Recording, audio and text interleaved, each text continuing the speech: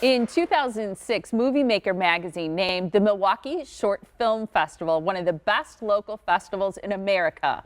Milwaukee has a great reputation because it includes a strong slate of award-winning international films and also puts the spotlight on great local films. We love that. Our next guests say they work hard to support those local filmmakers by giving them a voice and venue for their work. Ross Bigley is a filmmaker and the festival director. Also joining us is Clarence Sammy Almond. He's an actor and member of the Voices Heard. Good morning to you guys. Good morning. How are you? Hi. Coming up quick in September 6th and 7th is when it's going to be this year.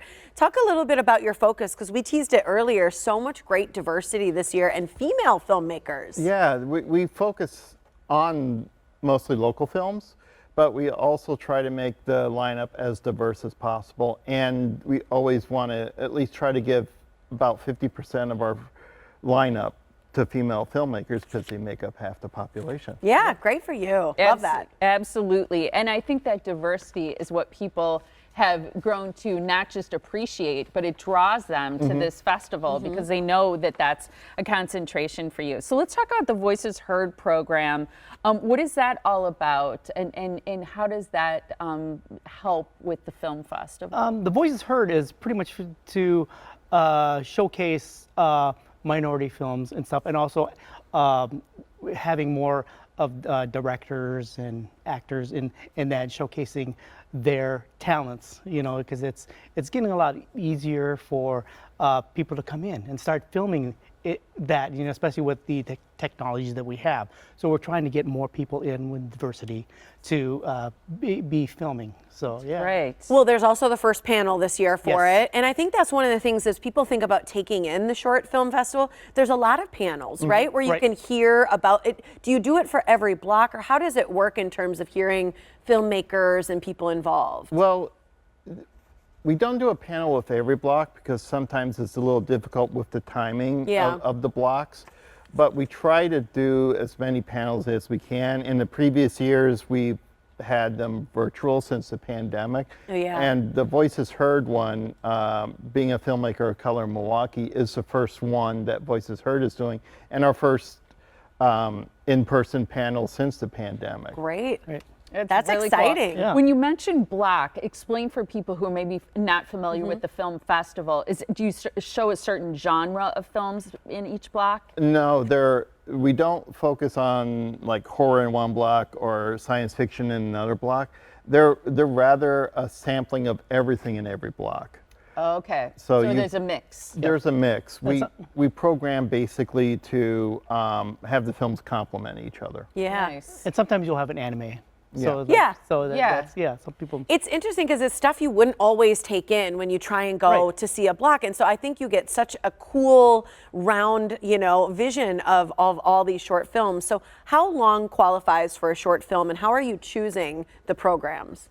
Well, I choose them. I watch everything, and when I choose something, I try to find like something that could anchor a block and build around it. And you're basically programming much like you would do a TV schedule. Like this film goes after this film, and because they kind of complement each other.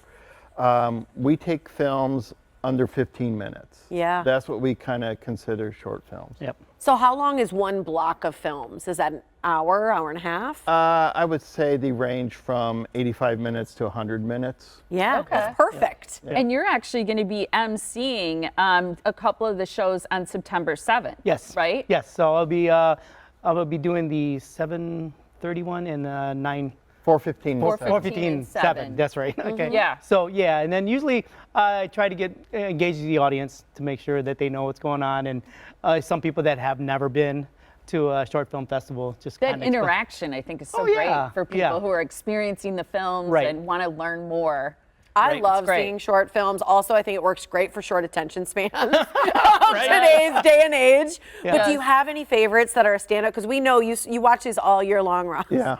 Well, some of the clips that you showed right there, the Avon Lady by Carolina Esprino is really good. Was that the one where she was juggling and lots of That faces was of the her? one. It's an immigrant story about a woman who is trying to learn to come into society by being an Avon lady.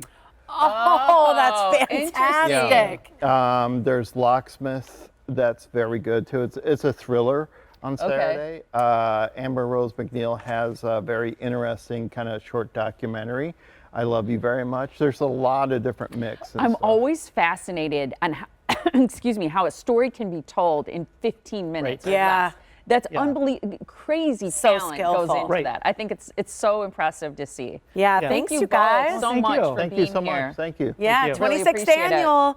The Milwaukee International Short Film Fest is happening on Saturday, September 7th and Sunday, September 8th at the Avalon Atmospheric Theater in Bayview. For all details about the fest and Voices Heard, the only showcase for local filmmakers of color, visit MilwaukeeIndependentFilmSociety.org.